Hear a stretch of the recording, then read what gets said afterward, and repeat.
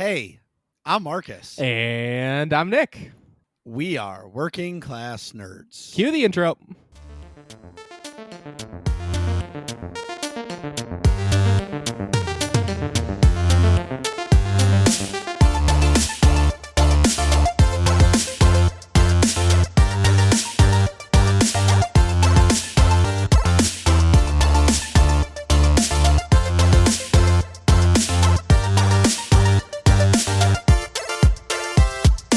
That's right. We are Working Class Nerds, a podcast that gives you no information about your favorite information. Today is Thursday, April 16th, 2020. And you can find this. Nick has the coronavirus, and he's back podcast on Apple Podcasts, Buzzsprout, Google Podcasts, and Stitcher. You can find the both of us on Twitter. I am, of course, at MarcusB814. And I am at Nick Vern. That's NickVern. In this week's episode, we have a returning guest, Sith Lord Britt. Woo! Hey guys. Boop, boop, boop, boop, boop. Britt's a Twitch streamer and someone that we met at the Cantina last October, and just an awesome Swtor friend. Wait. And she has the donut connection. Oh, that's true. The donut connection. So I know none of our listeners have heard her on our show before, but we did do an amazing recording of an episode a couple of months ago that the software got screwed up for, so we lost all of the audio for it. But without further ado, welcome to the show today, Britt. And Thank you so much. And what have you been up to? Well, living here in New York, of course, we've been on lockdown a little bit longer than most of our friends around the rest of the country. Yes, that is Ground Zero. Which has its pluses and minuses, but we're gonna try to focus on the pluses this time. Got a lot of gameplay done. Got a lot of home projects done. A lot more time with my kids and my husband, which is really nice. That's sweet. Have you guys been in full quarantine, some quarantine, guys going for walks in the park? Like, how's New York City quarantine? Is it like stay in your apartment, don't move, and have all your food and everything delivered? Or is it like we still have our food delivered, still have all that, but we can still get out and go for walks just to like clear our heads? You can go outside. I haven't been outside in 2 days. I had a really rough day last week, and my husband kind of noticed, you know how your partner, you kind of look at them and you're just like, I think you need a minute to yourself. And he kind of saw me breaking down, was like, you go take a walk for yourself. And the second I got outside, some guy stumbles off of the bus and asked me for some money. But when he did that, he spit on me. And I had my mask on, I had my alcohol pads in my pocket, and I just was like, I was already emotionally just ready to have a walk by myself. That happened. I had to turn right back home and take another shower with some more Dial soap and Purell everything on my body. I bet. Yeah, I would too. So like you can go outside. No one's, the cops aren't telling you to turn around and go inside. To be honest with you, I know that we're not exactly known for being super hospitable, but we really do, like, when it comes down to stuff that matters, we look out for each other. I'm inside of a building that's completely enclosed, so our neighbors, even walking around inside of the building, are wearing their masks, and when you're not, they kind of look at you like, what are you doing? Yeah, like, I don't want to judge you, but I'm kind of judging you right now. Yeah. Because they just want to look out for each other. They all understand it's not, this isn't for me, this is for everyone else. And it's been nice to see a lot of people looking out for our elderly neighbors, people kind of hunkering down together, and families that had gotten together before it got really bad. But like I said, we kind of started to do things when they were voluntary as opposed to when they were mandated. So I feel like this has been an eternity, but I'd rather play it safe since I have 2 little ones. But it's the little things, just taking care of our mental health along the way and doing the little things that make us feel like life is normal, like taking walks. Instead of going outside and going around the park, we might just walk around our own building or do exercises up and down the stairs just to get that energy out, but we haven't actually left the building. Or we like to prop the windows open, especially around 7 o'clock every night. Everyone in the entire city starts cheering out of their windows for the healthcare workers, the 7 o'clock cheer. You guys might. Oh, that's pretty cool. Videos. Yeah, you might see some videos on it on social media. It's real, and it's really beautiful because we have a couple of professional musicians on our block. So we actually have a trumpeter that stands out on the corner at 7 o'clock and starts playing when the Saints go marching in. It's really sweet. Oh, that's pretty sweet. Yeah. You should try to get that on video. I say, well, he goes out there and he plays it every single day, and every single day all the neighbors are like, encore, encore, and he's like, no, pay me. It's great. So it we're kind of just, people are cheering each other on and looking out for each other.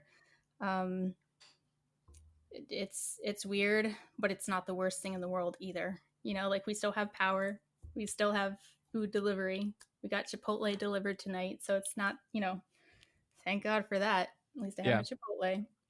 But we're doing okay. So we're just doing the little things, you know, just doing the things that we love the most, making sure that we keep in touch with the people we love the most, and keep things lighthearted and fun. Well, that's awesome. That you're I can understand. Yeah, for sure. Because, you know, in New York, I would imagine the whole lifestyle of New York is being on the go. It is. Yeah, it is kind of awkward to not leave the house, even if it's just for a little something. You run across the street, let me go down to the bodega, let me go get this, let me go pick up the laundry or whatever. You get out of the house for something every day. So to not do it at all, it almost feels like, you know, when you've forgotten something on your calendar, but you can't remember what it was, it kind of feels like that. Like, what did I forget to do? Oh yeah, I didn't leave my house. I'm not supposed to. And we're used to walking everywhere. I can't tell you the last time I got on the subway or a bus. I certainly wouldn't do it right now. But I can't even remember the last time I did that, and that's so strange. So I can't wait for things to go back to normal. But you know, like I said, this isn't the worst thing. Now, if I had no power, this might be a little bit more of a struggle. Oh yeah, that would be devastating. Could you imagine? Exactly. So we still No, I can't imagine that. We still have gas and power, and our Wi-Fi is good, and right. I really can't complain too much. Well, you know, Netflix's stock went above Disney's, and that says something. Wow. And that's, you know, in Europe, I think they're slowing down data because so much bandwidth is going out. It's all people streaming stuff. Yeah, that makes sense. So what have you been doing in games? So in games, because I do play multiple games. Right. So as do we. Yeah, exactly. Like you guys, I have phases, I have favorites, I have things I return to. I grew up as a PC and a console player. And right now my MMO is Star Wars The Old Republic, along with you guys. And what I've been working on is our Stronghold contest coming up. We actually have one coming up at the end of April. What's the date of it? It's going to be April 30th. What time? 8 p.m. Eastern Standard. Oh, you don't even have to say that. You just got to say real world time. That's right. I forgot you guys are with me. Exactly. And what server? Oh, this is the best part. So for entries, you have to be on a North American server, unfortunately, just because all of the judges we have either our main or our alts are on Starforge and Satil Shan. So the entries have to be on one of those two servers. Oh, wow. That's really interesting. Usually it's just on one server, but that's... Yeah, either or. Wow, so, that's pretty cool. If you guys, of course, know the lovely Kogus and Lady Ran have been my two go-to judges. We kind of thought for a time, oh, we'll mix it up and we'll throw in a couple other friends. And just by circumstance, they continue to come back. And I think they're so great together, and I love having them. They're great friends and they're hilarious to begin with. And they'll be returning as our guest judges for the Yavin 4 Stronghold contest, which we'll be giving out prizes for. That is sweet. Well, when you talk to them again, just Just tell them how you prefer a soft taco over a hard taco, and then they just will go bananas. It's hilarious to hear them go to town about when you have taco talk. I'm gonna make a note of that. Absolutely. Oh, no. You should definitely do it, and do it while you're on the stream. Yeah. Out of nowhere, just go soft tacos or hard tacos, and I promise it will be stream gold. Well, is it like one of those? Someone It's bringing those a two. pineapple pizza in stream? No, it's more of like their inside joke that they talked about when they were on their show. Yes. Oh, okay. And we still don't really know what it's about, but they go like bananas about it. It's actually comical. So they're funny to begin with, so I can't wait to hear yeah, what they're have like to two say. peas in a pod. They are. Yeah, out of nowhere, and they just go on and on. Well, you know, and it's very funny. Those two, Mhm. it's like the Rand and Koga show. They should do a podcast. Can you imagine that podcast? No, I would sub to that. I would. Me too. I would too. But anyhow, So tell us the dates one more time. It's going to be April the 30th at 8 p.m. Eastern Standard.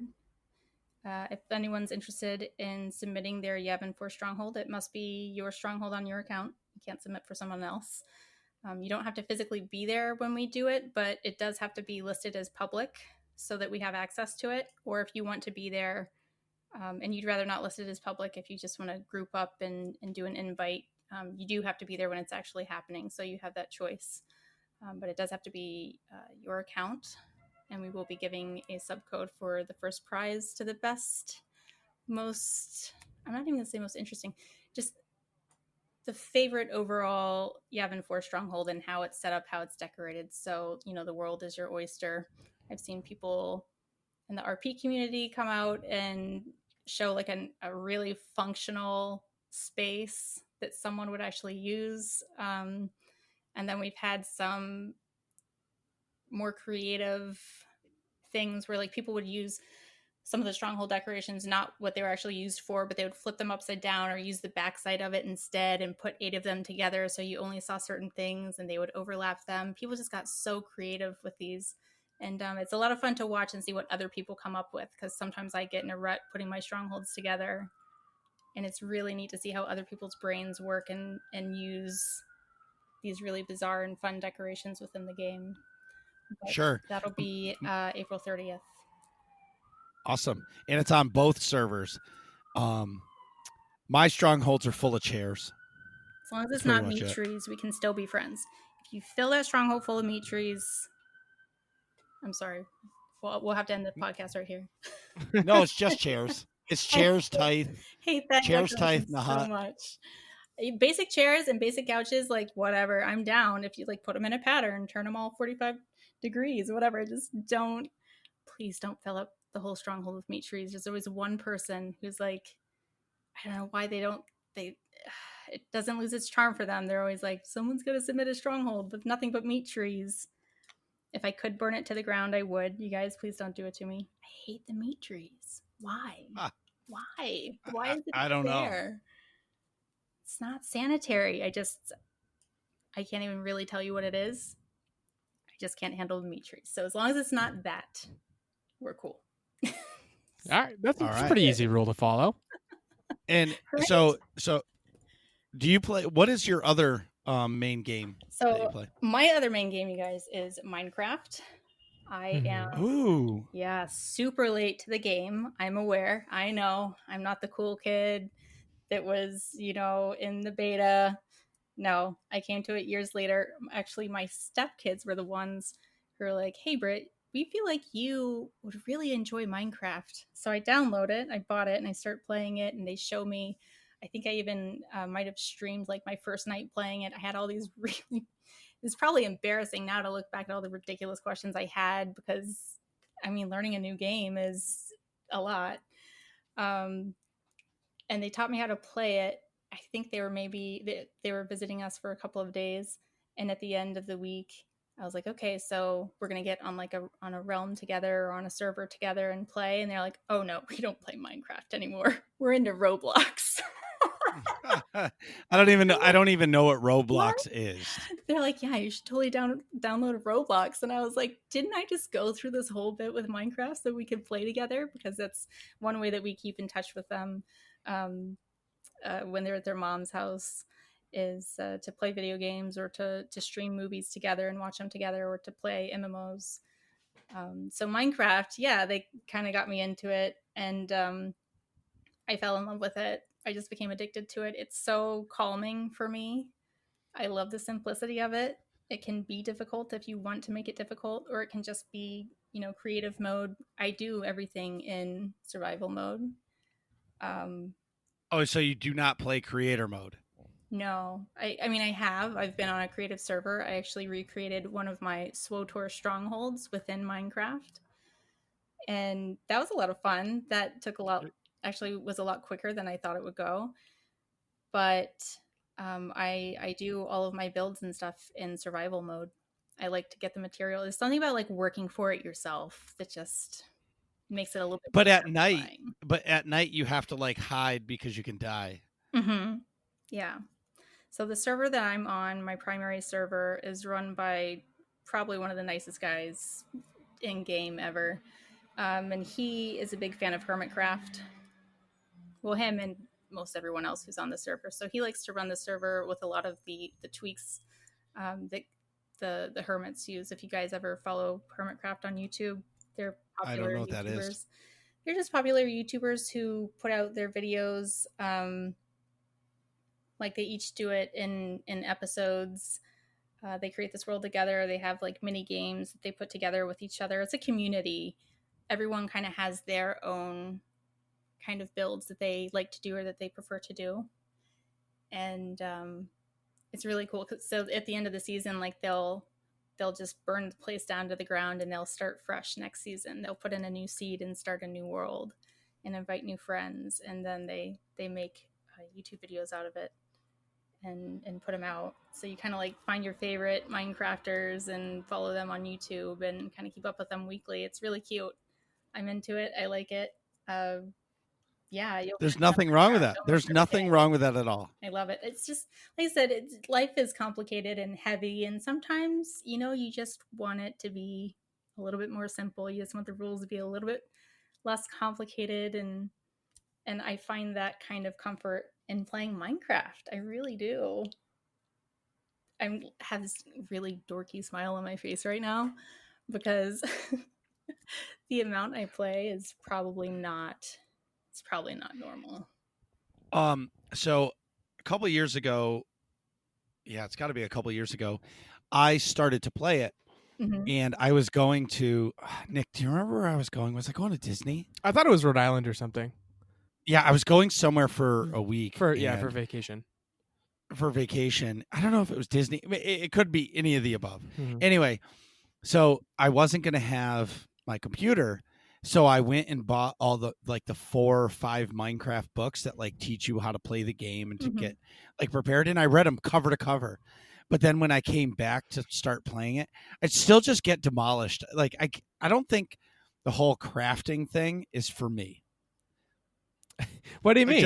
You just can't build stuff and keep it built?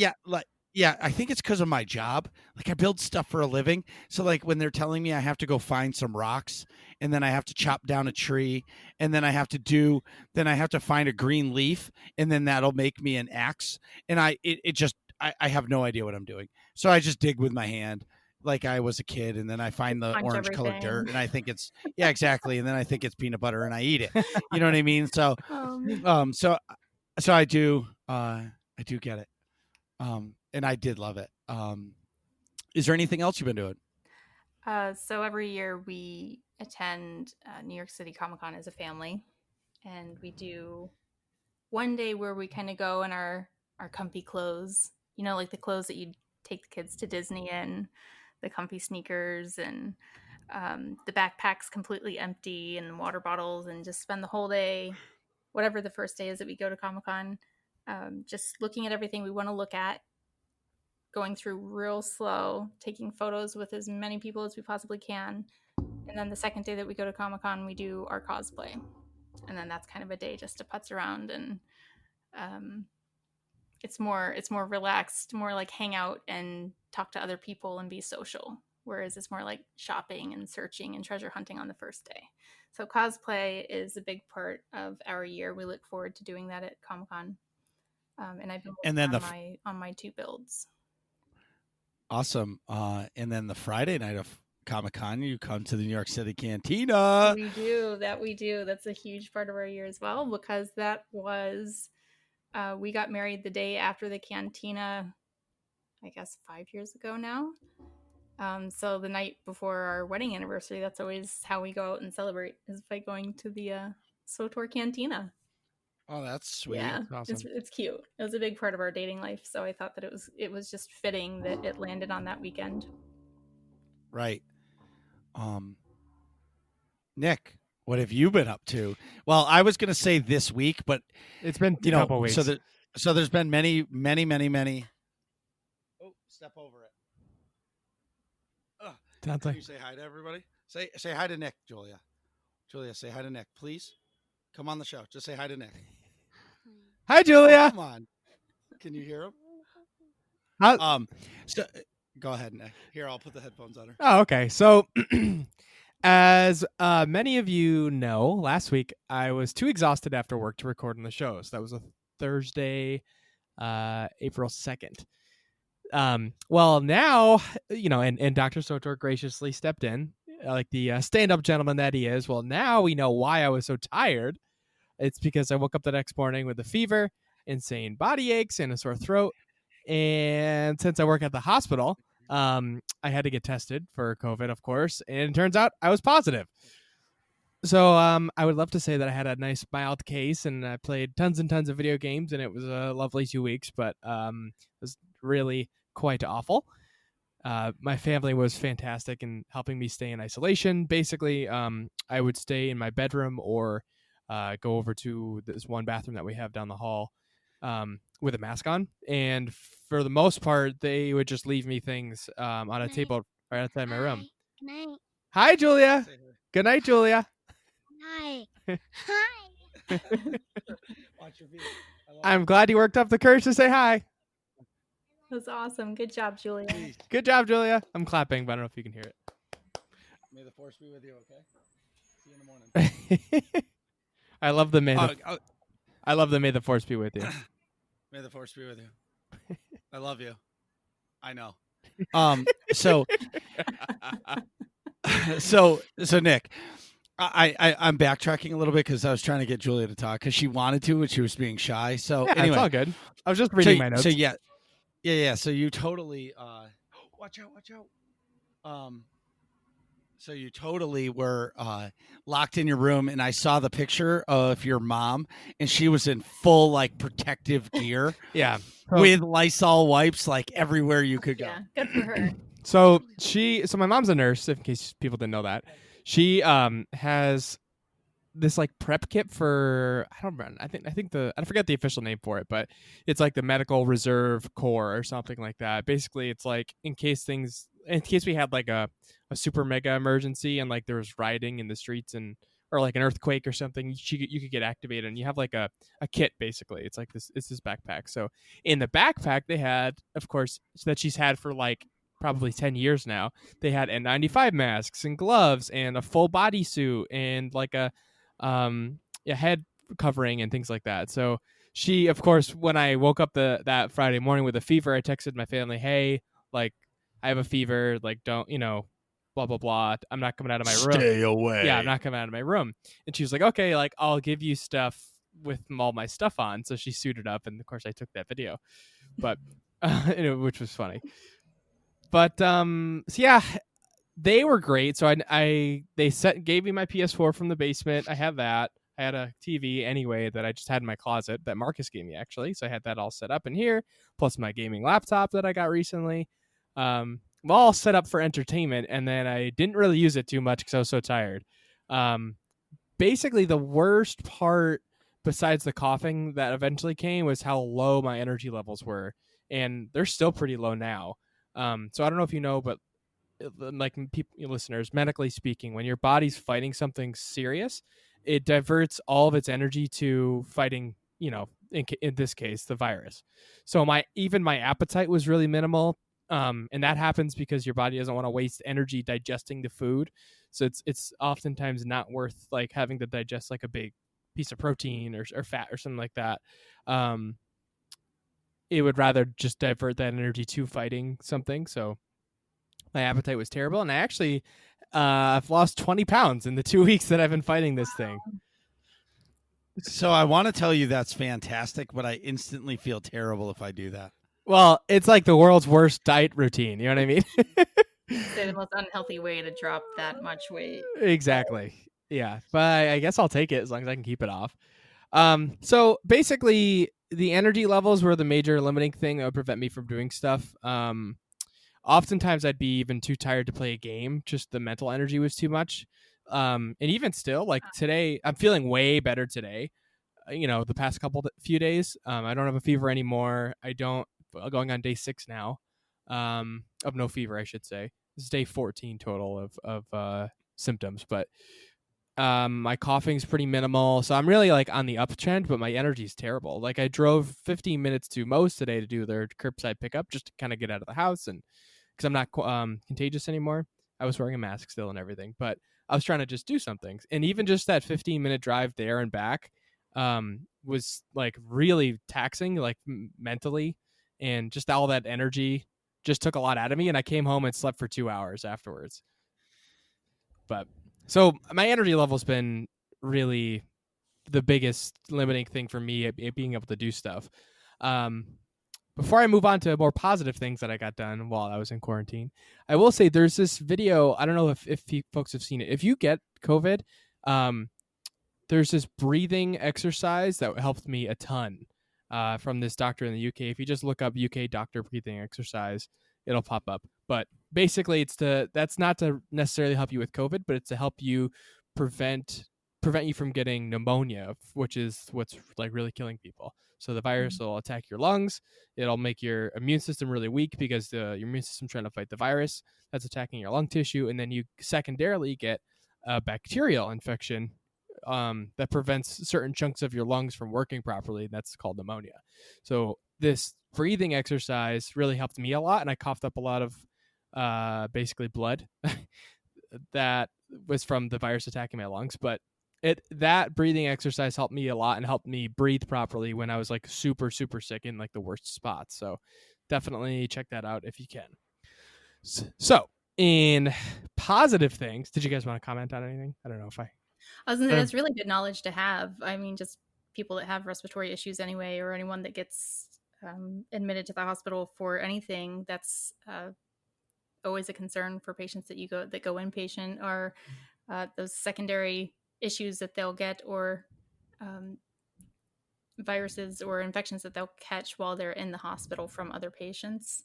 And while it doesn't sound super exciting, it really is good knowledge to have. So thanks for sharing that.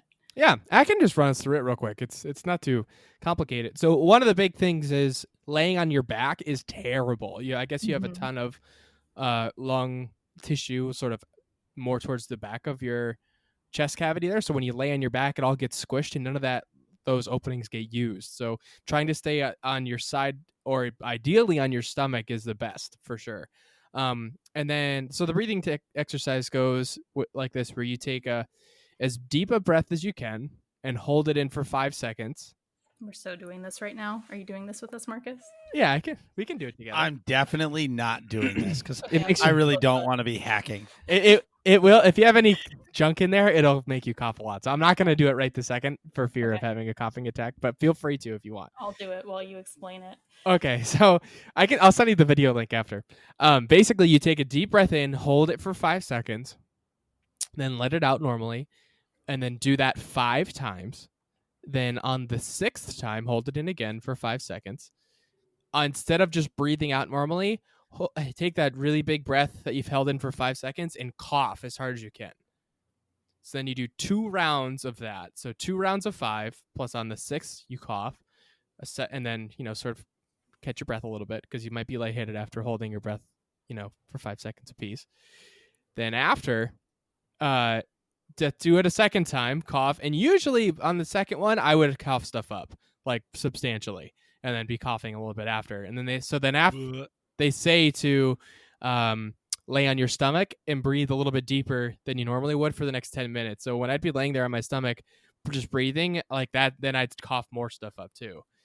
So in my case, it was like rust colored. So they say that that's what like dried blood turns. Yeah. And that was my essentially dead lung tissue from the virus killing it. That I was coughing up. So for me, I didn't ever have like a pneumonia type of thing going on. But if you're getting like green colors or like funky sort of yellows and things like that, that they say that that's like a, when you've got some little more bacterial going on. But I think it's funny that that's the noise he's making, considering you're a father. You've seen some of the worst stuff. I know. Not yet, but you're gonna hear all about it very soon. I was gonna say, I'm sure tragic. you've seen plenty of poopy diapers. That gets me way worse than like lung stuff. No way, dude. Like, I got kids, bro. It's toilet talk 24/7. Yeah, like, I'm good with poop. Poop is, my kids think burping and farting is the funniest thing on the planet. Well, I mean, they're and right, I'm like, how do you... but yeah, it is funny. I'll say, for those of you who don't know, Marcus and I both have kids that are the same age. Both. Yeah, and it's comedy. We just have opposites. Your boy is the same age as my girl, and my son is the same age as your daughter. Mm-hmm. Right. Anyway, Nick, so all this depressing coughing up rust. I've got positivity to talk about too. Yeah, I was just gonna say, I know you didn't play games for a week because so FYI, I was like a little Sally. I would text Nick like 3 times a day to make sure he was doing okay. Yeah, and then if he didn't respond to me, and like I would give him like 6 hours, I'm like, dude, are you home? Are you in the hospital? Are you okay? He's like, dude, stop being so sensitive. I'm effing fine. I'm sleeping. You're more worried about me than I'm worried about myself. And I'm like, well, geez, like, sorry for caring. I thought you were going to say you texted his mom to be like, will you go check on him in the other room? Well, so one day I did, because I texted him at like 9 a.m. and I didn't hear back from him, and it was like 7:00 at night. And I was like, and I texted him again, and I'm like, this jerk face is ignoring me on purpose because he knows I'm freaking out. So I texted his dad, and his dad's like, he's fine. He's just tired. Suck it up, Marcus. I'm like, that you son of a bitch. Yeah, and you're probably sitting next to him, or you were talking to him. Oh, Marcus just texted me. Don't text him and tell him I'm okay. But anyway, don't tell him anything. No, we just need to get like a Nick nanny cam next time. Right, we can put a nanny cam on him, and Marcus can keep an eye on him. Yeah, we needed like a Nick live stream. That's sweet. Yeah, that would be funny. It would be, but Nick, it would be a lot of sleeping. Please tell me that you've been doing something fun. Oh yeah, so through all this. All right, so I think when I started quarantine, I was on season 4 of Clone Wars, and now I'm completely caught up. I powered through season 5, season 6, and I think episodes 1 through 8 of season 7, which is all that's out currently. Mm-hmm. So because that was my go-to show when I was too tired to like play a video game.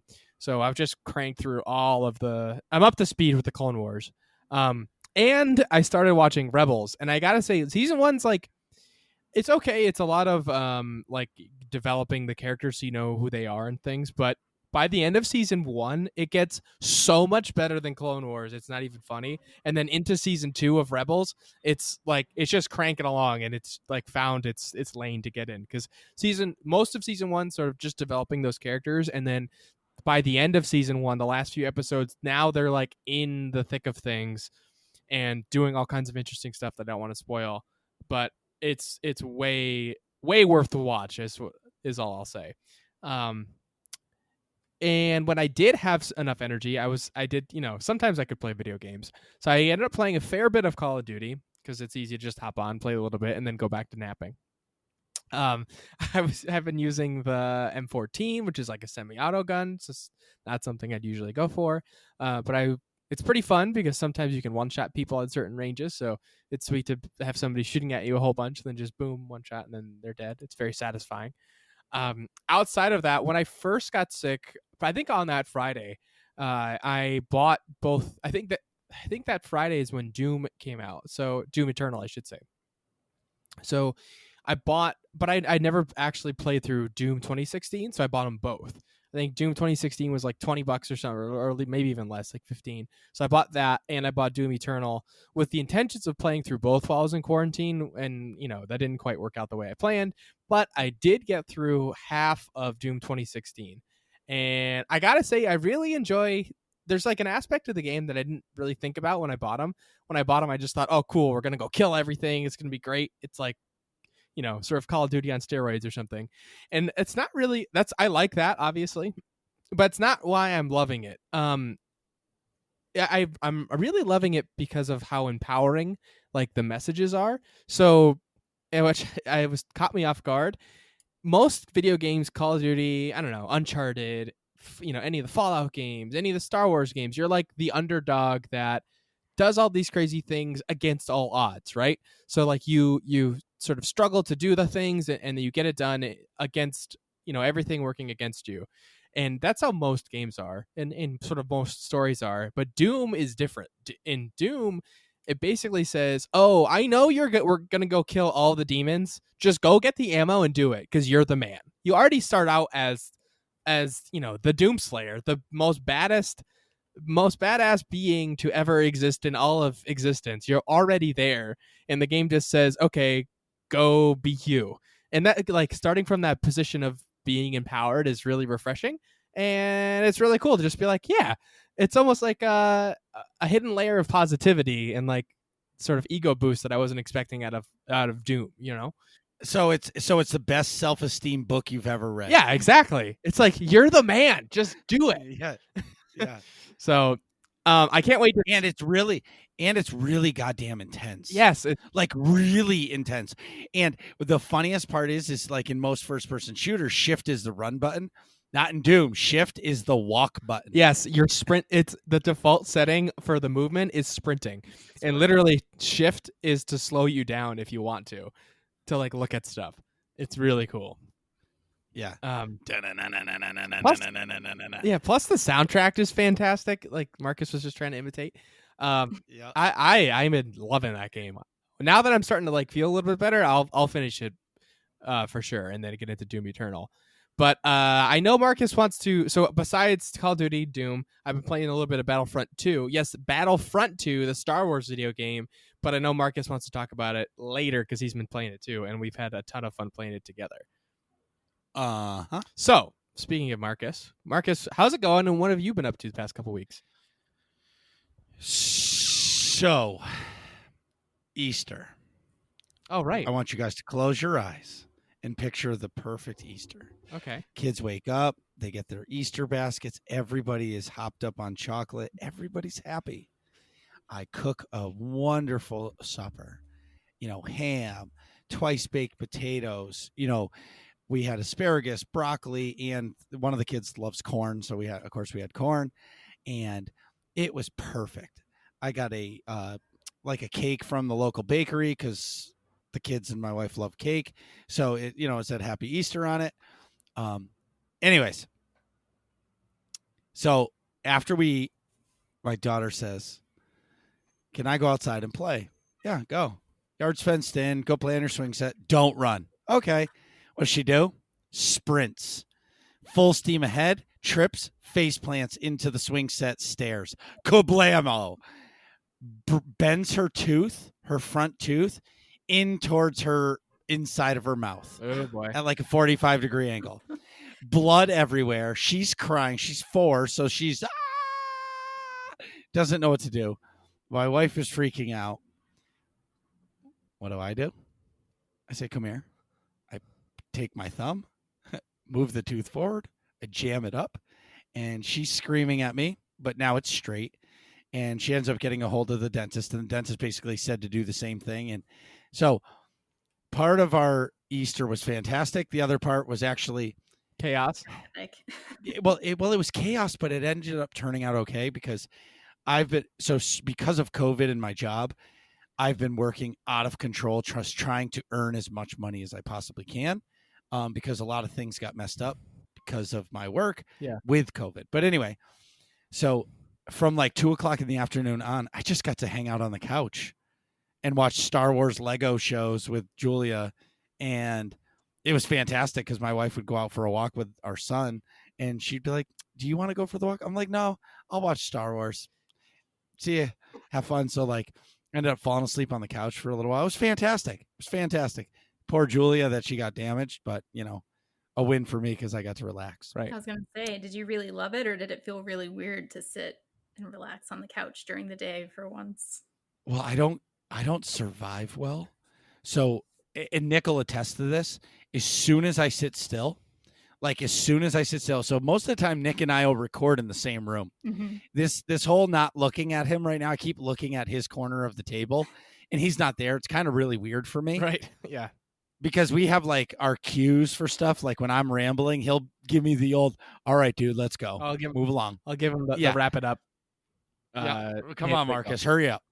And anyway, so he's not here. But afterwards, if we edit the show right after, I'll sit on the couch. Nick, what do I get? 3 minutes? Yeah. If Nick doesn't talk to me for 3 minutes, I'm sound asleep on the couch. Yeah. Like I don't have to drink anything. I could have just had a coffee, nothing. I'm out. So it was weird because when I get to sit on the couch, usually I just fall asleep and I'll wake up a couple minutes later like, "Oh my God, what happened?" And so in gaming stuff, so we're going to talk about Battlefront 2 after, but I've been playing it a lot. And I'm going to explain why I've been playing it a lot later, but man, is it great. Anyway, last week we did Swtor Mega. The Where in the World is... No, it was... No. It was the Amazing Race. Yes, wrong show. Which I'll mention it later, but I just want to give a shout out to Corley because Corley hosted it. He set it all up. Like he had us officers come in and do a little bit of like a test run of it. It was fantastic. Above and beyond, it was great. In Swtor, I've been doing ops as always. So Death Star Troopers, we've been banging our head against hard mode Revan for a while now. And it's, learning a really hard fight. So it's one thing when it's one thing when like one or two people have never beat the fight before because the other 5 people know the fight. Out of the entire 8-person team, only one person has cleared this fight. So we're literally learning this fight from the start with guide help. But even with guide help, you still have to understand what the hell you're doing to be able to execute it. So we've been, it's funny is because every time we die, I go, "It's a wipe." And, and we start over and bang our heads against the wall. I'd imagine that's pretty frustrating for everybody to just sort of... Well, it's almost like a you don't know what you don't know type of thing. Well, right. But here's the thing. If everybody puts the effort in, which they do, and watch the guides and read about the phases, we're going to be okay. But when everybody waits till the day of to, like, we get to the next phase of the fight, and then they're like, that's the first time they're seeing it, and we die because of it, well, that's not helping the team. And that is the difference between beating the fight in 2 months versus 6 months. Right. Yeah. And, and when I've never been on a true progression team where a team, like 7 people have never cleared it before, 7 of the 8. Mm-hmm. It is daunting, man. It is like, it does wear on your soul. And as soon as you make progress, you like take 4 steps forward and then you're taking 10 steps back for the rest of the night. It's a really tough fight. Anyway, damage control, the team, my Saturday night team that were progging hard mode Gods from the Machine, we got Avele and Esne, the sisters, down to one of the bosses to 5%. Nice. And we all died. We were so close. Like, I could taste the victory, and we died. And what I like about that team is I'm the worst player on that team. Yeah. And I like that because it makes me want to be better. If you know what I'm saying? Yeah. Well, I'm probably the worst player on Death Star Troopers too, but that's my team. So, like, reality, I can't get kicked off that team. And I do like the the team because they are all really good players, and these guys have all been on Prague teams before, so it's like, okay, we spent a night wiping, who cares, we'll be back next week. Where me, I'm like, oh my god, I just want to win, let's get on to the next boss, you know what I mean? Yeah. But when you finally get that boss kill, it's super satisfying. Second thing to do with raiding, I really do love tanking. I really, really do. And I'm really starting to get the hang of it. And for that, I really enjoy it. But other than that, in Swtor news, we got a pretty important letter that was dropped onto us on the forums that I'm going to have Nick read word for word verbatim, because maybe some of you that are listening to the show did not hear this. And this completely affects the game that all three of us love and play. Mm-hmm. For the essentially, this is going to affect the rest of the year's development. Yeah. Nick? So the letter reads, "Hi folks, I hope everyone is doing well, taking care of themselves, and keeping up the social distancing. As Keith alluded to a few weeks back, EA, BioWare, and the Swtor team have shifted to working entirely from home to ensure the ongoing safety of our team members. Like us, the voiceover studios where we record dialogue around the world are also eager to ensure the health and safety of all their staff and editors, and have postponed all in-studio recording activities. As you know, our cast is pretty huge. Some actors do have in-home recording capability, but unfortunately, many others understandably do not. In order to adapt to these changes and challenges, we've made some updates to our upcoming releases. I've put together a rundown of the changes as we see them currently below. Naturally, this is very much subject to change as circumstances unfold, and we will keep you all updated in the coming weeks if any additional changes become necessary." So it says update 6.1.1 is moving out 1 week to Tuesday, April 21st. So 6.1.1 will include a number of improvements to conquest, adjustments to class balance, and end game items, and other quality of life improvements. We will also begin a double XP event with this update, running from April 21st until May 19th. However, we have made the difficult decision to delay master mode of the Ducks in Operation out of this update. Based on our testing and PTS, we believe that holding this portion of the content back for further iteration and improvement will lead to a higher quality experience for all of you to enjoy later in the update 6.1.2, which he gets into here. Update 6.2, currently targeting June, has become update 6.1.2. So update 6.1.2 will introduce a unique new in-game event that will join the weekly rotating schedule alongside Dantooine, Gree, etc. This event will be themed around the ultimate swoop biker rally spread across multiple planets in the Swtor galaxy. We'll share more info about the insane obstacle courses these Daredevil riders are setting up very soon, and as mentioned above, Master Mode of the Ducks in Operation will also be released within this update, meaning 6.1.2. In addition to more quality of life updates, we're also targeting some fun additions to Narsha Nightlife, which will return this summer. So why is this update changing numbers? Because it was originally intended to include the conclusion of the Kira/Scourge/Satele storyline introduced in Onslaught's finale. Unfortunately, the dialogue has not yet been recorded for that storyline, so we will have to wait to release it until recording operations are back in full swing. Rest assured, getting that story out is our top priority, so as soon as we get it back on the schedule, we will.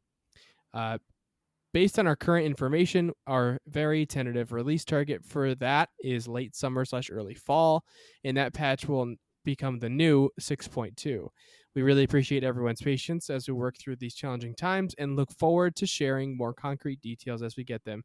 Stay safe out there. Charles Boyd, Creative Director. So I hate COVID. Fuck this virus. You didn't even So have basically, I mean, just like the whole world is just shut down because of it. And I mean, I can't be mad about it. It's the whole world. It's not like a snowstorm hit New York City and New England and we're in 3 feet of snow and like we're shut down for a week. It's the whole world is affected by this. Right. And, it stinks. I get it. But, for all the people who are dying for some new story content, like every game is being delayed. Right. Every one. So it's shitty. Most definitely. But at least they're, I don't know, upfront about it. This is kind of nice that they're giving you a decent timeline. Like, hey, things are getting pushed back because we can't record things. Right. Oh, understandably, I'm understanding of it. I'm bummed, but there's nothing. It's happening everywhere. Amazon's New World MMO game, which it was going to get delayed anyways, but they're using it as the coronavirus. I think Final Fantasy 14, their big next update delayed because of coronavirus. I mean, there's a lot being delayed because of it, and I can't imagine that playing working from home as a game developer is the same as doing it in the office. Right. Yeah, definitely not. And are their computers the same as the office computers? The power of the machines they use at work is nothing like what they run at home on their own PCs. Yeah. Unless they're like me. That they own there, I'm sure that they've had to pay for, they don't have access to, or servers that they have access to. Right. Yeah, it makes it hard for them because they're thinking, well, I'm at home. What could I be doing? Maybe there's some stuff that they can work on or pre-plan for, but I'm sure they feel frustrated. Probably as much as they do. Right. Well, I'm understanding. And, the content that I do in Swtor is, operations, and I still haven't cleared them all. So I could play this game for years and still be able to just keep moving forward. But, there's all the people that like eat the story up. I feel bad for those players because, their content is being delayed for a long time, and rightfully so. In Guild news, last Friday was Mega, our monthly monthly Epic Guild activity. It was, I alluded to it earlier. It was a very special event. Corley worked on this thing for months. And it was based off the TV show The Amazing Race. So basically we all met at our stronghold. There was a clue given. So the first clue, it was something like you know this character from another game, and he has his followers, and you have a choice to help them or deceive them. Who am I? And go there. And it was the Revenites who follow Revan, and we had to go to Drummond Koss, and then once you were there, you had to duel a companion, and once you beat that companion, you would get the next clue to the next event. One of them was you had to go to this bridge in Hoth, and Dent, friend of the show, he jumped off the bridge, and whoever jumped, and it was called the pancake contest, whoever landed closest to him won that part of the event. It was really funny to watch people just trying to dive off and land as close to him as possible. It was really fun, and the whole thing was planned to perfection. And hats off to the officer team, but mostly Corley, because you set this up, you did this, and it's pretty cool that Mega has now turned into an event that I started, but it's now Lucy kind of hosted an event with me, and now Corley's hosted an event with me. So it's been nice to get some help with it, and the events that they've been doing have been super fun and awesome. And I know Nick is going to have to pee, but I have one more thing. Oh yeah, no, it's our contest update. Woo! Do you remember this contest? So I've had a bunch of people message me with the code words, and so we're going to run the contest. The contest is going to end on do you have this info? April? Yep. It will end April 25th. Okay. So that our following show on the 30th, we will announce the winner. Okay. But everybody knows all the, like now they know April 25th the contest enters. So make sure you get your code phrases into me. But the most important thing is, Nick, Tell them what they're going to win. So you can win literally any one item that you want on the cartel market. So anything you want. Anything except for packs, crates, or companion boosters. But any one item. So any crazy weapon you want. There's some cool ones. That's basically your best bang for your buck, I think. Is a cool weapon. So Nick, if you won this contest, would you buy? What would you get? Would you get a weapon or I already know. armoring? I already know. Oh. So I would. What would you get? I would get. I forgot what it's called, but it's that like old Sith Lord. It's like a sword almost. That's like gray, it's stone looking with like the red glowing on it. Oh yeah. The Sith. I know what you're talking about, Britt. You know what it is? I'd have to pop up in the cartel market, but that's what I would get. So I would get a wicked cool weapon. But any one item that you want can be yours. All you got to do is just to review. You got to go back, listen to our previous 3 episodes. In those episodes, we have a code phrase. There's 3 separate code phrases, 1 per episode. Then you message Marcus or I on Twitter or on Discord. Yep, Twitter or Discord. Tell us the 3 code phrases, and then you're entered into the contest, and you get if you win, you get any one item you want on the cartel market, no matter how much it costs, even if it's 4 million cartel coins. And this is sponsored by BioWare. I've talked to Daniel Steed, and he's approved this awesome contest. Yes. But Britt, if you won this, what would you get? Oh man, if you had asked me a week ago, I would have said the Mischief and Anarchy blasters for my Merc. But I actually had a friend who gifted me them for my birthday, which was the first. Woo! Yeah, so now I'm like, man, crates and packs, which of course is not a part of the contest, but that's right. Of course, where my mind goes is like, I don't know, let's make it a surprise. Well, right. So I understand that. For me, if I won, I would find the one thing that sells best on the fairly easy and for a lot of credits on the cartel market. Yeah. Because if something sells for 200 million credits, there's a good chance that if I want to buy something on the cartel market, I can go buy it with the 200 million credits that I can get, plus still have some credits left over. That's personally what I would do. Yeah. But I'm not really sure. Do you mean the GTN? What I would do? Cartel market? Oh, yeah. Yes, that's what I meant. The GTN. Thanks, Nick. Yeah.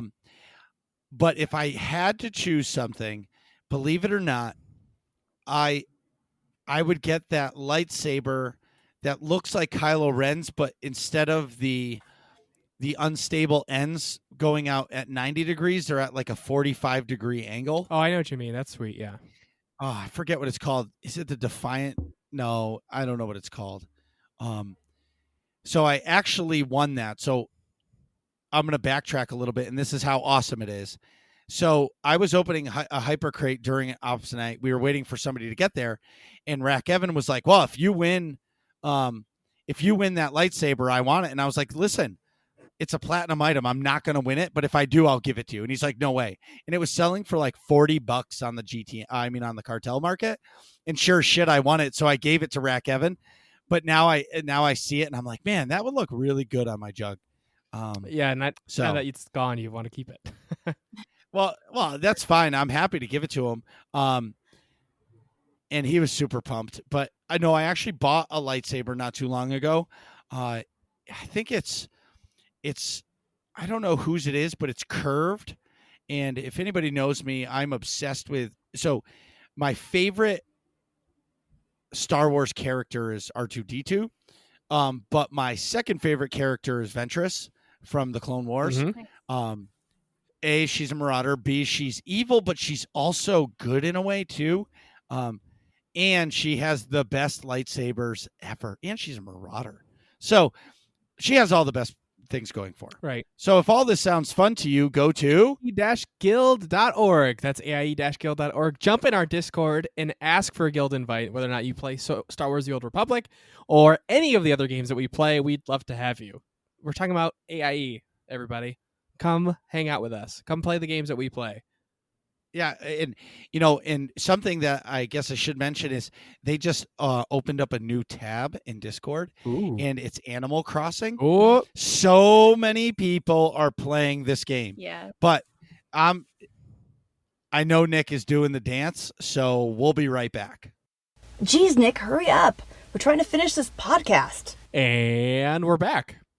Well, today we're going to talk about all the do's, the don't do's, and everything that is going on with the do's in video games. What I mean is there's so much happening right now. Let me put it in perspective. So many people are home right now playing video games. Steam last week had the highest concurrent volume of players online at one time at 23 million people. That's just Steam users. That's a lot of people on Steam at one time. Sorry, I had a seltzer burp going on. And what the other things that are happening, and these are points that we can touch on, you can't get a Nintendo Switch right now. Animal Crossing, other than buying it digitally, you can't get a hard copy right now. You know, I've been checking Best Buy every day, and it's always like a week away on Friday. So even if it's on a Monday, it's the following week on Friday that you can get it. Amazon, people are just selling the regular edition for like $95, and it's not even Prime shipping. I mean, and this proves the point that video games are helping people cope with quarantine. And we're here to keep it positive. The only negative thing I'm going to say is E3 got canceled. And that is rough. Rightfully so. Yeah, rightfully so. But for me, E3 was always like the pop-off point for all the new shit. Like, Nick, did you see E3? Dude, did you see the Cyberpunk trailer? Dude, did you see this? Dude, did you see that? And it's always been that like hype. Okay, the big release has got like, we found out more about X or Y. And hearing that got canceled this year, I understand why. But man, is it like a complete and total ass kick. Yeah, I get what you're saying. But having all these video games, people playing video games is still pretty positive, which is nice. Well, it proves that people play video games because they enjoy it. And right now, it doesn't have to be a secret that you play video games. You know what I mean? Some people I know, they're like, I'm like, oh, do you game? And they're like, yeah, I have a PlayStation and I play NHL 20. And I'm like, why are you? Oh, you play? Yeah. Why are you whispering? Like you have a PlayStation? Okay. You and like 400 million other people, and you play NHL hockey. The graphics on that are unbelievable. And they perk up and they're like, why, you play it? And I'm like, no, but I know about it. I feel like the game's beautiful. Our generation was that last generation that really shamed nerds for being nerds. I feel like every generation since has kind of appreciated the value of fandoms, and it hasn't been as nerdy. Like, for example, growing up, if you listen to anything that we called it quote unquote techno growing up, you were considered a nerd. And then you know, like EDC, EDM comes around, and now it's standard. Like, that's what's on the radio, and everyone's like, yeah, awesome, we're all rave kids. And I was like, half of me is like, yeah, I want to be excited that it's mainstream, but then the other half of me is like, man, you didn't earn it. Like, yeah, do you know nerd when it wasn't cool, right? You know, like the video game thing, you had to be like, yeah, I play video games on the Do you realize the warehouses that I went to in Brooklyn to listen to that music? Right. Do you realize how disgusting the limelight was on a Friday night at 3 a.m.? I do. Like, so yeah, so I completely understand what you're saying. But with that said, you can't get a Nintendo Switch right now. So sad. Isn't that crazy? Yeah. But it goes to show that parents are going bananas with their kids at home, and they're like, we got to get them something. I want a Nintendo Switch. Right. They're like, oh, perfect. I can just sit you in front of that thing. Yeah, exactly. Well, I'm telling him I really want that Switch. He's like, now's the time to get it. And it's the one time we can't. Well, I'm sure if you hunt it out, but like on your standard sites, you can't get it. Yeah. Which is understandable. I wish they would come out with like a Switch Pro that had like that would play at like 1080p 60 frames, or something better, maybe even like 100 hertz or 120 hertz. Because let me tell you, I love the Switch. I like the fact that I can bring it to work and on my lunch I can put the little kickstand out and I can have my pro controller and I can play a couple races of Mario Kart or attempt to kill some things in Breath of the Wild but die, or or something else. Or if I want, I just plug it into that thing and play Mario Kart on my TV. It's the most innovative system ever. You know, that you can say the Wii U, but if you remember the Wii U's tablet, that thing was ginormous and it weighed like 60 pounds. You know, it was hard to use as a handheld. Right. Versus the Switch, that's like perfect. The other thing that's amazing about the Switch is they're basically putting an entire game that is a giant download on our computers on an SD card. Yeah, that's pretty sweet. And they're still running great. Yeah. Quality of life has definitely improved for gamers. Handhelds. Yeah. I mean, do you remember when we used to have to just run to do a bathroom break? You had to just put the controller down and look at everyone in the room and be like, if you touch that remote, I swear. You're done. Right? Exactly. Remember, I know where you sleep. And you had to run to the bathroom and run back before someone else could like mess with your game. There was no autosave. There was no, oh my God, like cards. You used to have to save it. If you were lucky enough to have a card or have space on the card, certain games you had to save to it. And now the good old PlayStation. Like, you can do these small bites, like you're saying, on the Switch, where you can just do a round or play a game. It's not this huge process. You can just take this little amuse-bouche of video gaming here and there as you want it and go. And I think that's really cool. What's sweet too is, speaking of those memory cards, I still have my Castlevania Symphony of the Night memory card and game from the PlayStation 1, and I will not get rid of it because, like, I have the castle upside down. I have one saved directly at Dracula. I have one saved right before it. I have one saved in the upside down library. You know what I mean? Because those are all like the pinnacle points of the game, and I can't get rid of it. And at the same time, you look at now, like, the Xbox Series X, I know that all the PlayStation fans are going to hate me, and they're like, Marcus, you hate PlayStation. No. You do. If you buy I just hate the controller. The controller is terrible. Yeah. But the Xbox Series X, what they're doing for you as a gamer this round blows the PlayStation away. You're going to be able to stop a game, hit the home button, no matter what you're doing, change games and go play. So if you're doing a racing game, you can be racing, stop mid-race, like around a corner that you're drifting, hit the home button, start up Minecraft, play Minecraft for 10 minutes, stop it, go play Mortal Kombat, be halfway through a fight, and Nick is about to do a fatality on me in Mortal Kombat, and I go back to the racing game and I pick up right where I was driving. Like, that's pretty awesome. That's game changing. There's no more loading times, or you're not going to wait. It's like instant action. Pop out. Plus, well, there's none of that anymore. Because all the games are downloaded, so to the hard drives, and I know both systems are going to have the SSDs, which they should, but like the features on the Xbox are unbelievable. The last thing about the Xbox is they are accommodating us PC players. So if you play on a PC and you really want to play a console game, Xbox has their cloud service that is going to be available for all PC gamers. So any new Xbox Series X game, any one of them, will be available day one on the cloud service. So you can play it through the Microsoft Store, which is fantastic. I agree. That is awesome. But anyway, so I'm rambling about these consoles. I'm sorry. But it just proves that our time right now is we're the normal. And as an example, a customer today, I was at their house. We're in the middle of their kitchen during this COVID thing. Mm-hmm. The plumber got COVID. They've had countertops, but no sink for 13 weeks. Wow. No dishwasher, no refrigerator, no nothing. For 13 weeks. Oh my God. Well, they're 70. So the initial quarantine, they told, we don't care. We'll make microwave dinners. Nobody is coming in our house. Rightfully so. Yeah.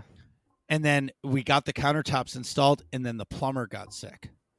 And then I called my backup plumber, and they're like, "Look, I'm not going into anybody's house right now unless it's an emergency. Sorry, they can wait." So they just got a functional sink. But today they were shopping on Wayfair, and I have a business account through them, and my password is the podcast, and I'm not going to tell anybody what it is, and they started laughing, and they're like, "What is that?" And I was like, "Oh, it's my podcast." And they're like, "What do you mean?" And you have a podcast? And I was like, "Yeah." And they looked at me. They were like, "What is wrong with you?" And I just laughed to myself, and I'm like, "Man, it's just a different generation." Yeah. You know, they're losing their minds just staring at the news all day, and I'm like, "Man, if I didn't have kids to help with when I came home, I would just game all day. Like that would be my job." Right. It's just video games during this pandemic. Right. Trying every game that you wanted to try when you were younger, didn't have the chance to, or like revisiting a game that you got stuck on. Or just going back to my Steam library. Oh my God. Everything that you paid for, yeah, it's yours. It's sitting there. Marcus probably has like 200 games in there, and he's probably played like 6. It was so when homestead with what you like, what you prefer. Yeah. But I won't, because I want to play other things. So some positives that came out of this virus for me, and I've adapted Nick to this. Yep. Is Battlefront 2. Yes. So One of the games that if you Marcus played, sure, go ahead. No, I was just gonna say Nick and I shit on this game so hard back. I don't even know how many episodes. 2017. So back in the beginning, like we should find that podcast. It's probably because it was like within the first 10 episodes that we did. Had to be. Yeah, we talked about it had to be. how bad like horrible microtransactions are, and this game Battlefront 2, where it was what we were referring to primarily, saying like they ruined the game because of the microtransactions. Well, now fast forward 2 years later, they don't really have any. I couldn't figure out a way to do any microtransactions in the game, so they took them all out, and now you've just got this epic game sitting there. It's awesome. And credit to Marcus, because you're the one that found it first. Well, found it, but started playing and said, "Hey, man, I've been playing this a lot. You should get it. It's like $20." It's so good. And I'm sorry, the first map. So I played it a little bit, and I was like, whatever. I played the story, and then I played the multiplayer. And the first, it's called what's the mode called, Nick? Not Conquest. Supremacy. Yeah, Supremacy. So you get like heroes, you get some like vehicles, but nothing crazy. And it's like a 40-minute match where you like are on the ground, and then you go up to the ship, and you have to take the ship. And if you don't win the ship, then you get sent back down to the ground, and then you have to go back to the ship. And it's awesome. When I first landed, I got sent to Camino. Yep. Now, if you remember Camino from Attack of the Clones, it was very bright and shiny. Yeah. And a rainy planet. So I first landed in one of the hallways, and I was running through, and I was mesmerized by this game. By how good it looked? Mesmerized. No, incredible. The water is hitting the glass, and you're like, oh my God, I feel like I'm in the movie. And I'm running around going, oh my God. Oh my God. And then I got killed. And I was like, okay, maybe I got to focus more on playing than like looking at everything. Oogling all the sites. So in the process of this, I start telling Nick about it. And Nick is under quarantine, and he's like, I don't feel good. I'll look at it when I feel a little better. I'm like, all right, well, you got to look at this. I sounded a little better than that, you dick. No, you didn't, dude. No. Some days there were times.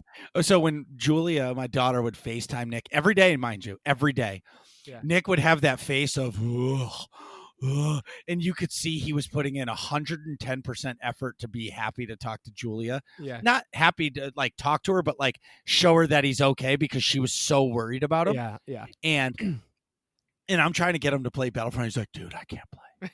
I can't play. And then the other night we played for like 2 hours, and it's so good. Yeah, I really enjoyed it. I like how, so obviously you get all the nostalgia stuff from just from seeing everything that are in the movies that we love, of course. But there's also, and if you can get one of the heroes, you get to play as one of the characters. But even the amongst sort of just the grunts, if you will, like the 4 different classes, and then there's like little upgraded versions of them as well. It's cool. Yeah, it's like assault, heavy, sniper, and then what's the other one? There's one other class, but but officer or something. But and then outside of those, so those are the base classes. And then you can sort of purchase like upgraded versions. Like you can be this commando droid that's got a vibro sword and is way faster, and you can be like a shock trooper for the clones or something like that.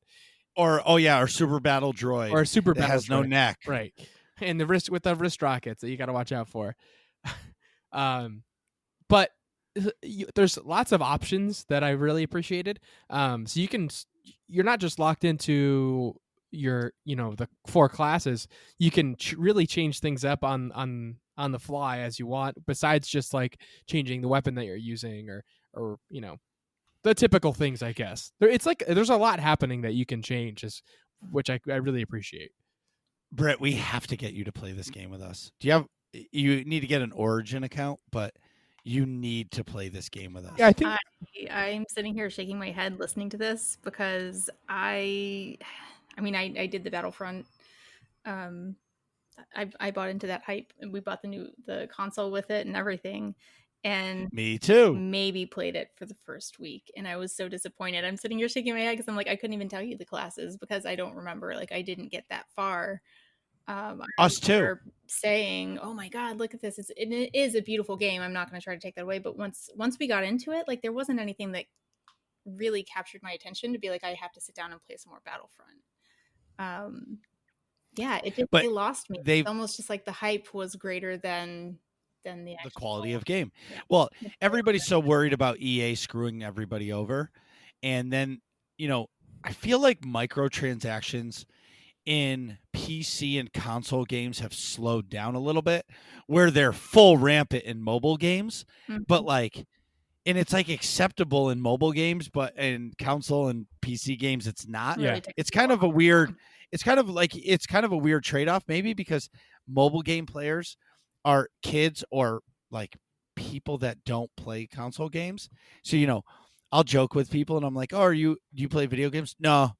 I'm like, "Oh, do you play any games on my phone?" "Oh, dude, I play World of Kings and I play Candy Crush." I'm like, "Dude, that's a game." He's like, "Dude, it's so expensive though." And I'm like, "What do you mean?" He's like, "Dude, last month I spent like $100 on the game." I'm like, "Dude, you play video games." Right. But anyway. Yeah.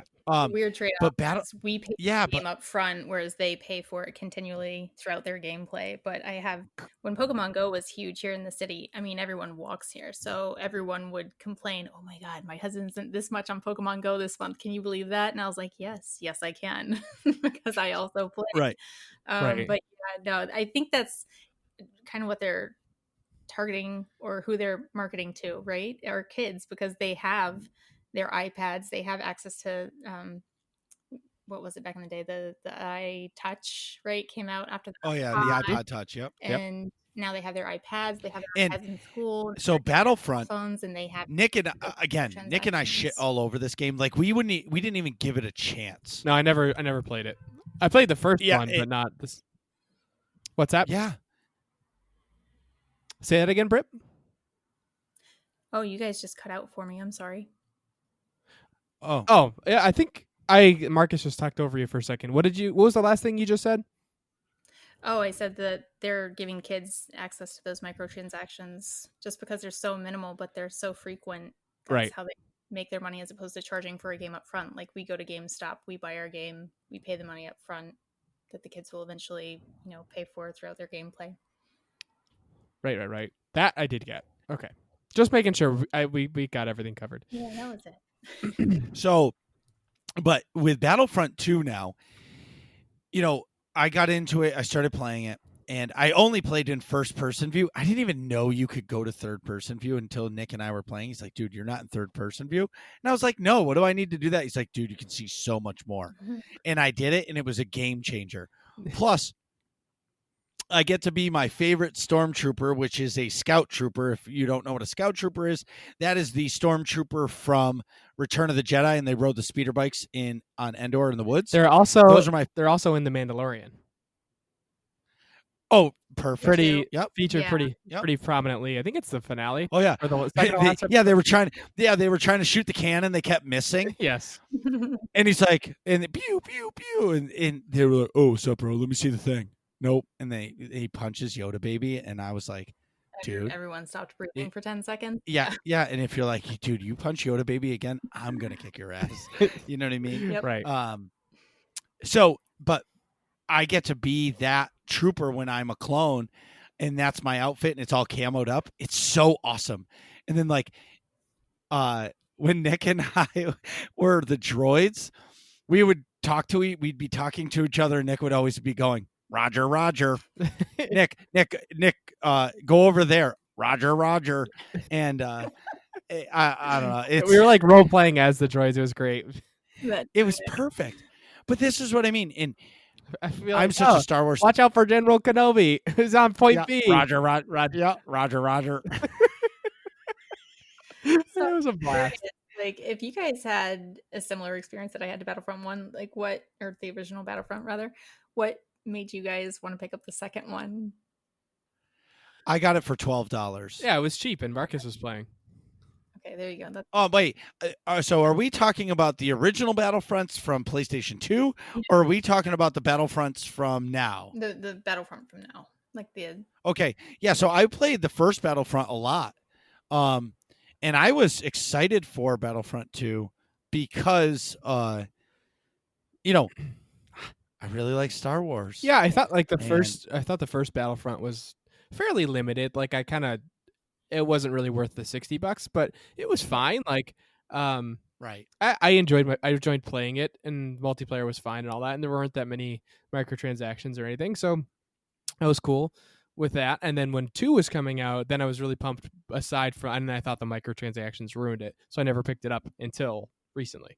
Of course, that's pretty much where I stood with them. Right, and now it's so good. I mean, Nick, who was the guy that was throwing that poison grenade at us? It was like the Bosk bounty hunter. Yes. He was annihilating us. He would throw this like poison grenade, and it would be in like the perfect hallway, and it would fumigate the whole room. So like you had to go through the hallway.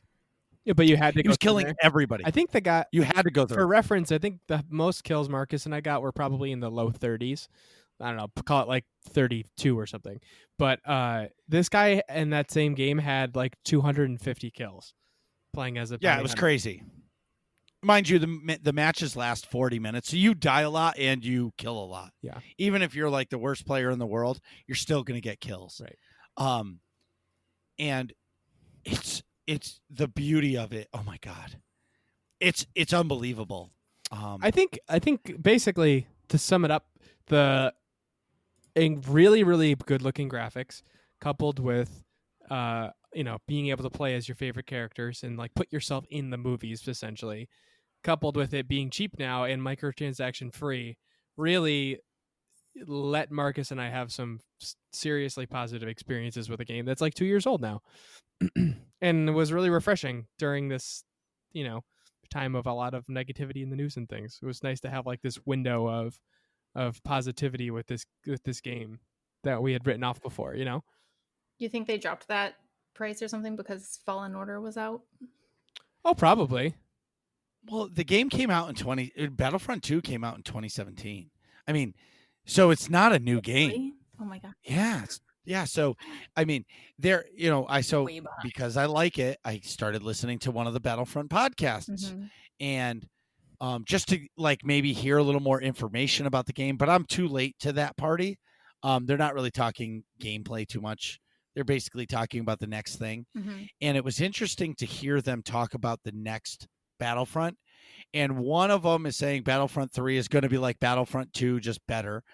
And then the other one had a crazy idea that the next Battlefront is going to be a Destiny clone MMO.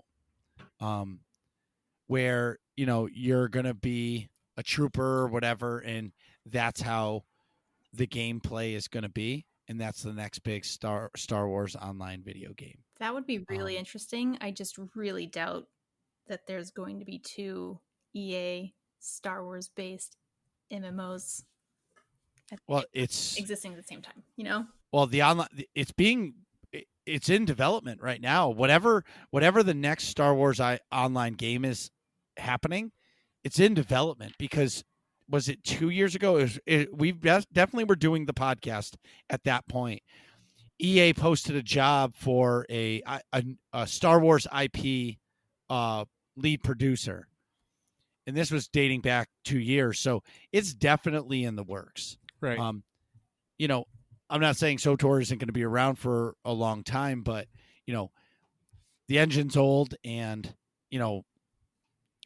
they're going to want to put a new IP out, especially with all the new stuff, the High Republic coming and stuff. Yeah, I don't imagine them wanting to not have 2 Star Wars EA MMOs when one of them is Star Wars: The Old Republic, because I feel like they're Right. not. There's the universes are so different that if they had 2 separate games out, I don't think they would compete with each other necessarily. I don't know about Well, that. sorry, I should say they might not care if it competes with each other. You know what I'm saying? Like Sure. like if they pull SWTOR players off of SWTOR and onto the new thing, they might not really care too much. And be Right. I mean, are you sure that job posting wasn't actually? I think it was a couple years before that. But do you remember that Darth Maul game that they like kind of put it out that they might do a Darth Maul game, and then there was, I don't even think it was gameplay. I think they were just like stills and some character shots, and then they were like, just kidding. And every couple years, I thought that was people kind of bring it back up, and they're like, maybe that's what they're resurrecting. Like maybe that would be. Well, I do know for a fact that. Do you remember a few years ago there was a guy that was remaking Knights of the Old Republic, Mm-hmm. and it was like his pet project. You guys remember that? Yeah, I think he was combining 1 and 2 or something like that, right? No. He was remaking 1, and he got gameplay from the first planet. Once you get off the ship, I forget the name of it. Was it Terrace? It might have been Terrace. I don't remember, but it looked incredible. Well, EA and Disney shut that game down, Oh yeah. but they hired that guy. Okay. So I Interesting. think so there's definitely something going on. I personally believe that they should come out with a Knights of the Old Republic remastered. Why not? Every other game has been remastered. Yeah, Why not remaster that game? it's well loved. Yes, exactly. And you would, at a $20 price point, everybody would rebuy it. Yeah. And newer players would buy it too. The other thing in tech graphics news, as we alluded to earlier about Minecraft and what a game it is, they just installed ray tracing into Minecraft. So if you have a ray tracing or an RTX video card for the computer, it's going to completely change Minecraft. Yay. I'm so Woo. excited. I'm so excited, you guys. Yeah, I am going to get a card that has ray tracing. I'm gonna hang up my Titan and get the new Titan when it comes out in September, hopefully. And Oof, just that's a pretty penny. I don't care. I buy a Titan because the card lasts forever. My card still dominates now. It still beats all the new cards, and it's 3 years old, and it's an investment. But what else am I going to spend my money on? Anyway, this Minecraft it looks like a new game. Would you agree to that, Brett? Absolutely. Yeah. Like it's still blocky and goofy and all that stuff, but it has depth now. I feel like the game is going to be so much easier to play. Mm-hmm. Which is why a bunch of people, would do those resource packs and add a bunch of shaders on there and adjust and alter them, was to make it more dynamic and more interesting, because not a lot about the game has changed. Like, yeah, they do their updates and they add blocks here and there. Like we just did a server reset on our server because we're getting the Nether update soon as well. But to me, that just means like you have a lot of potential to move forward with that game, as simple as it is. And I like to pace myself with my gaming. I'm not the person who likes to power through new content in the first 2 weeks that it's out. I just don't have the time for that. I don't have the energy for that. But a lot of those resource packs are just, I mean, with a lot of other games as well, they came from really shady sites with adware, malware. And it was like you watch other people stream with these really cool resource packs and be like, wow, the water looks amazing. What are you playing with? And they'd, post a link to it or whatever. And I don't know, I had one really bad experience downloading one of these resource packs. And I was just like, why doesn't Minecraft just do this? And I think a few weeks later, someone had mentioned the ray tracing. And I was like, there you go. They Yeah, what the people want. I can't wait to get it. Well, how do you make it okay? How do you make a game last for years to come? You upgrade it. And that's exactly what they're doing. They just keep upgrading the game and it makes it better. Now, I've only ever played Minecraft on the start screen, click load world, and that's it. I've never done anything else. I've never gotten a mod for it or anything. So I'm going to call it, I can't say the word vanilla, but I've only played the updated level of Minecraft for like the normal base game. Single player world? Have you ever played Yes. with other people? Never. Oh my gosh, you're missing out. You're missing out. It's so much. Yeah, but I don't. Well, you'll have to tell me how to get on like your server, so I'll play it with you one night. Yeah, I'm on a family-friendly server.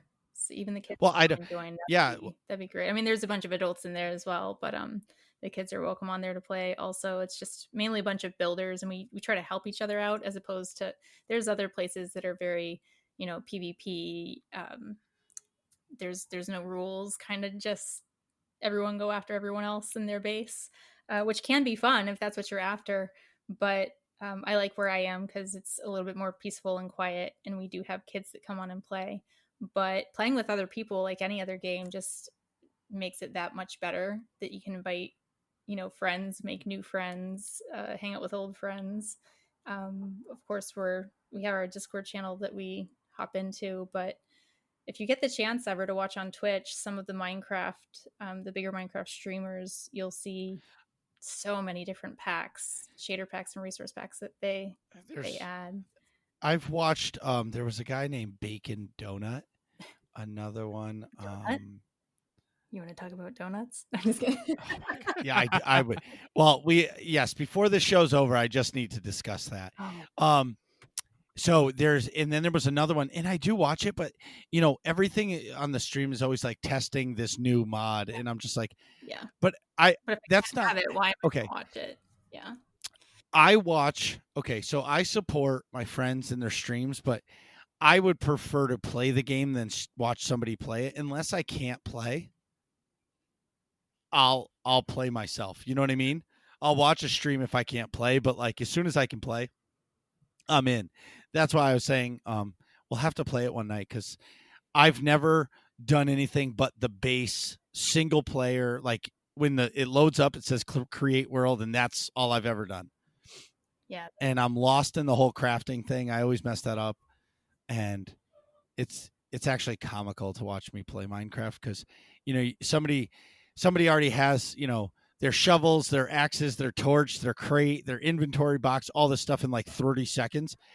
I've been playing 25 minutes and I don't even have an axe. That's okay. Because some will just throw them at you. We'll just gift you stuff. It's cooperative. All right. That's the fun of it. Nick, do you have any history with Minecraft? I have zero history with Minecraft, but I'm not. If you guys, get a day to play together, I'm not opposed to hopping in with you. Well, and Nick is the type, Britt, that I will tell you that if Nick sits down and starts playing it, 4 hours will go by and he'll be like, yeah. What time is it? It's one of those. And I'll say, totally. Yeah. You're like, I'm just going to do one more sure. thing. And you look up and it's like the sun's down. You're like, oh my God, I had stuff I had to do today.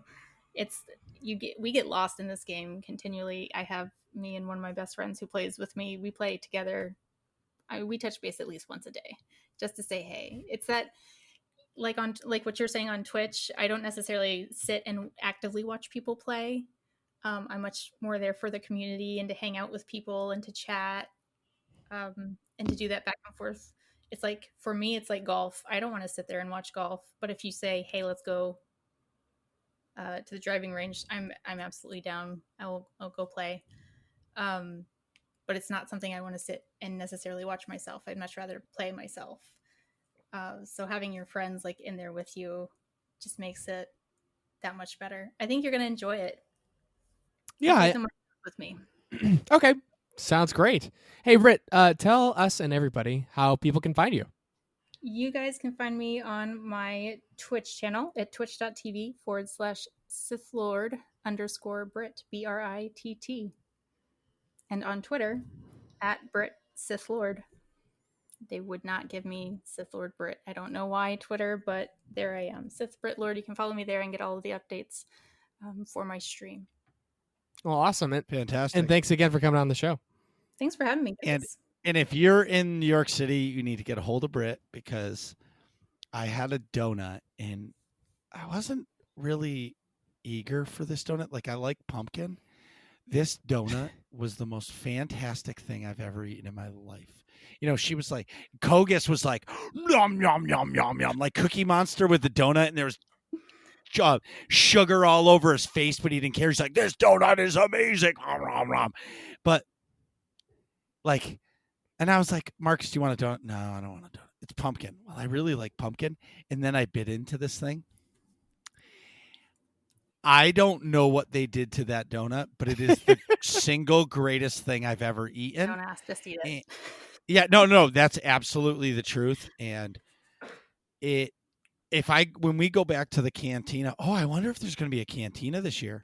Who knows, man? I'm still planning my cosplay as if there is going to be. I'm still making our costumes, and I'm planning for it. Like, in my head, I kind of know that's a possibility that we might not have a cantina, but I'm going through the motions as if it's going to be there. So I will plan on having donuts ready to go for you guys. Oh yeah, and this time, hopefully we can come down a little early on Friday, so we can get the dopest hotel room in the world, and then just you guys can come up. Yeah, and I won't get any chocolate donuts. Well, you can get chocolate donuts, just not for me. That's all. Just don't let Nick's pumpkin donut touch the chocolate donut. You guys, for those of you who know me, you guys know that I'm a retired paramedic, and I take things like allergic reactions pretty seriously. So I was not offended at all when Nick was like, I'm allergic to chocolate. And then he was like, I didn't want to tell you because I didn't want to hurt your feelings. And I was like, I could have killed you. It's okay to tell me that you can't have a donut. It's like my feelings are hurt versus you having an anaphylactic reaction. It's okay, Nick. Like, what a nice guy. He didn't want to hurt my feelings to the point that he was like, we're just going to keep this on the DL. But I was giving you chocolate-free donuts because my obsession with baked goods, it's unreal. If you guys like food talk, if you guys like to talk about games and foods, come visit me on my Twitch channel. We'll talk about food for the whole night. It's kind of, it's almost like my way of, well, if I'm going to be spending the calories on something unhealthy, I'm going to spend it on the best of the best. It's not going to be like, sorry guys, it's not going to be Dunkin' Donuts. It's going to be the best freaking donut you've had in your life. So if you guys ever need... It was the best donut I had in my life. There you go. I'm your guy. Come talk to me about some New York City food and I'll tell you guys where to go. Sweet. And just for the record, Britt, you take him being allergic to chocolate seriously. I try to feed him chocolate as much as I possibly can. If there's a cookie and you can't see the chocolate, I tell him there's no chocolate in it. Here you go, Nick. Eat this. And, he's learned my game by now. I trust nothing Marcus hands me. Okay, I'm sure he's learned his lesson to never trust. Never. No one. Purchase my own food. Right, exactly. All right, thanks so much. Thanks for having me, guys. What are you guys talking about in here? Find out next episode of Working Class Nerds.